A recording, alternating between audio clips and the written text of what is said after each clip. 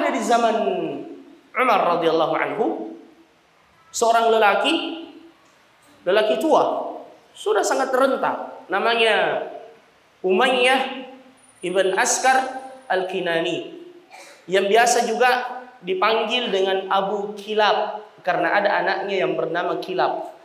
Kilab ini seorang pemuda yang saleh, anak semata wayang. Bapak ibunya ya sudah renta, lanjut usia. Dia yang mengurus keduanya. Ayo ikhwah. Tapi karena dia pemuda saleh, masya Allah, tidak ada kebaikan kecuali dia maksimal berusaha untuk mengerjakannya. Di suatu hari di jalan dia ketemu dua sahabat Nabi. Dia bertanya kepada keduanya, apa amalan yang paling dicintai oleh Allah? Sahabat ini berkata, al-jihadu fi sabilillah, berjihad di jalan Allah Subhanahu wa taala. Akhirnya beliau mendatangi Amirul Mukminin Umar ibn Khattab radhiyallahu anhu. Dia minta untuk dikirim ke As-Sughur. Apa itu As-Sughur? Daerah perbatasan kaum muslimin. As-Sughur namanya, As-Sagra. Di sini untuk berjaga-jaga. Tidak ada jihad, tapi berjaga-jaga jangan sampai negeri kaum muslimin ini diserang oleh musuh dari luar. Dan ini juga kedudukannya sama dengan berjihad di jalan Allah. Sebagaimana kata Nabi, ainani la tamassuhum an-nar, ainun bakat min khasyatillah wa ainun batat fi sabilillah. Dua mata yang tidak disentuh api neraka, mata yang menangis karena takut pada Allah, dan mata yang berjaga-jaga di jalan Allah.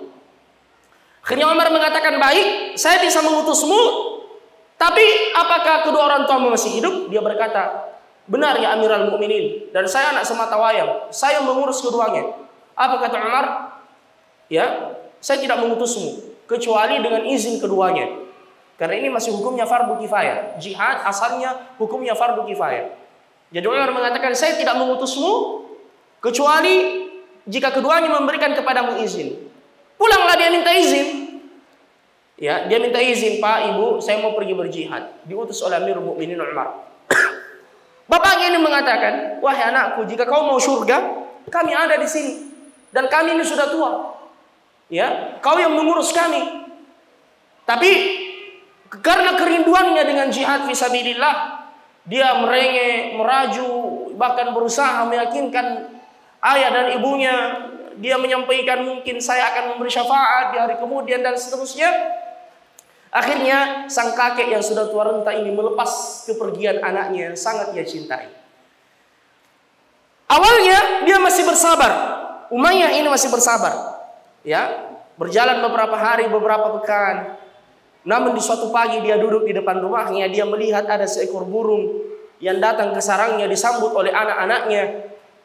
Dia kemudian teringat ya kepada Kilab anaknya. Sudah sangat rindu sekali. Ya. Tiap hari dia cuma bisa menangis. Saking banyaknya dia menangis, terjadi seperti apa yang menimpa Nabi Ya'qub. Ya asafa ala Yusuf wa biyaddat 'ainahu min al-huzn. Ya'qub alaihissalam karena lama berpisah dengan Yusuf, dia menangis dan bersedih, akhirnya kedua matanya itu menjadi buta. Apalagi faktor usia juga. Akhirnya Umayyah ini buta kedua matanya. Ya, dan dia ini Masya Allah fasih. Ya, setiap pagi dia bersyair tentang, menggambarkan tentang kondisinya dan anaknya. Di suatu hari dia membaca syair yang dia buat sendiri, dan isinya itu awalnya dia mendoakan anaknya. Bukan mendoakan kebaikan, bahkan mendoakan kebinasaan, tapi dia tidak kuasa. Akhirnya dia mendoakan kebinasaan kepada Umar yang mengutus anaknya Kilab. Dan doanya itu dalam bentuk syair. Ya, dia berkata, sa'asta'di 'ala al-Faruq rabba lahu hajjal hajiju ila muzaqi inil Faruq lam yardud kilaban ila syekhi ma huma zuwaqi. Intinya itu, sa'asta'di 'ala al-Faruq rabba. Saya akan mengadukan Al-Faruq Umar kepada Tuhannya Allah. Ya. Allah yang dikunjungi oleh semua jemaah haji untuk bertadarru', meminta kepadanya. Jika Umar tidak mengembalikan Kilab anakku kepada saya.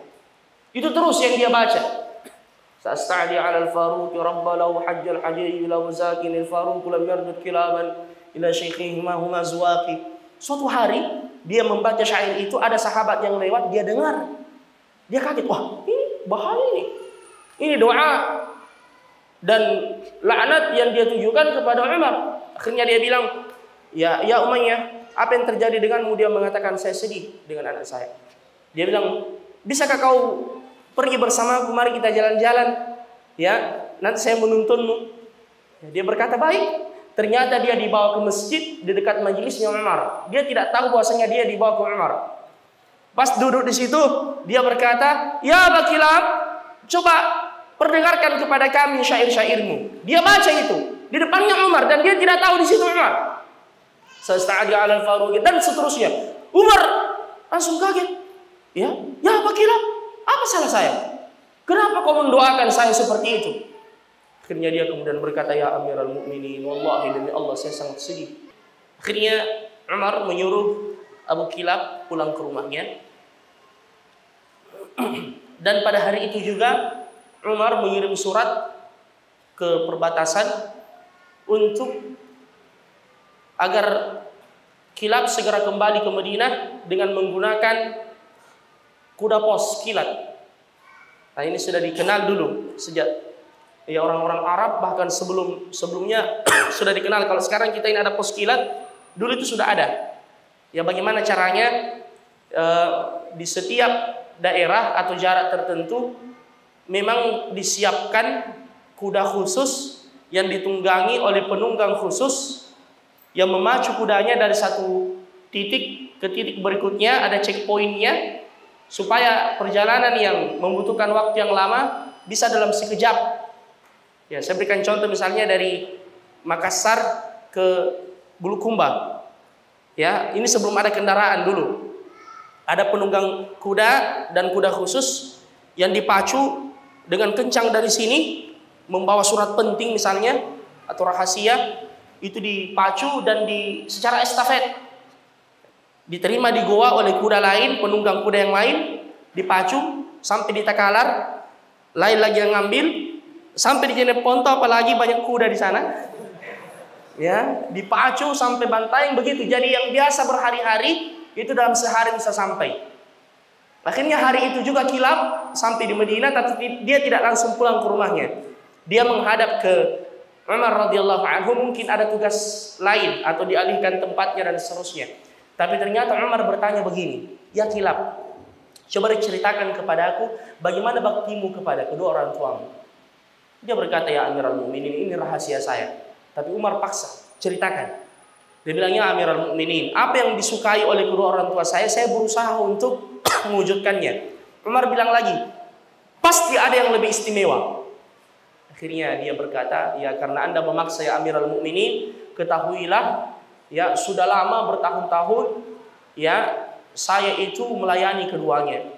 Termasuk setiap malam, seperti yang dilakukan oleh anak-anak Madinah yang lain, mereka memerah susu, kemudian dibawakan kepada kedua orang tuanya. Tapi saya lain ya Amirul Mukminin. Susu yang saya mau hendak perah, tidak saya perah di waktu malam. Saya ikat dulu unta yang paling banyak susunya supaya tidak terlalu banyak bergerak di waktu malam. Sebelum subuh, saya buka ikatannya, kemudian kantungnya sudah penuh. Sebelum saya perah, saya cuci dulu dengan menggunakan air sumur yang dingin. Dulu belum ada kulkas. Sehingga air susu yang keluar itu dingin, lain daripada yang lain ya Amirul Mukminin. Dan itu sangat disukai oleh bapak saya. Sudah lama saya lakukan itu. Akhirnya apa kata Umar? Lakukan itu malam ini. Tapi jangan pulang ke rumahmu. Bawa itu susu kemari. Jadi dia lakukan kebiasaannya, dia ikut untanya di waktu subuh, ya, dia perah, keluar susu yang masya Allah, yang sejuk. Dibawa ke Umar. Umar bilang kepada Kilab, masuk ke kamar. Disuruh masuk ke kamar. Dipanggil Umayyah, bapaknya Kilab. Dia datang dengan terhuyung-huyung. Umar bertanya, ya Aba Kilab, apa yang kau inginkan sekarang? Dia bilang, saya menginginkan kematian saja ya Amirul Mukminin. Ya Umar bertanya lagi, apa yang sangat kau inginkan? Dia bilang, saya berharap bisa berjumpa anak saya, bisa memeluknya, bisa menciumnya sebelum saya meninggal. Itu harapan saya. Umar berkata, baik, Mudah-mudahan Allah mewujudkan, tapi ambil ini dulu, minum ini susu, sarapan dengan susu ini. Dia bilang, terima kasih ya Amirul Mukminin. Umar bilang, ambil, silahkan ambil, minum dulu, ini perintah dari saya. Dia ambil bejana yang berisi susu itu, baru dia mau minum, dia berhenti. Dia bilang, wallahi demi Allah ya Amirul Mukminin, saya mencium bau tangan anak saya kilap di susu ini.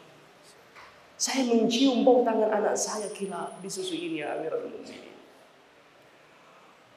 Umar menangis. Dia panggil kilap sini.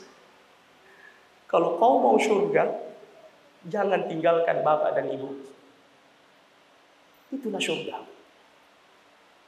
Dan Nabi pernah mengatakan itu kepada salah seorang pemuda yang meninggalkan bapak ibunya dari negeri Yaman, hijrah ke Madinah.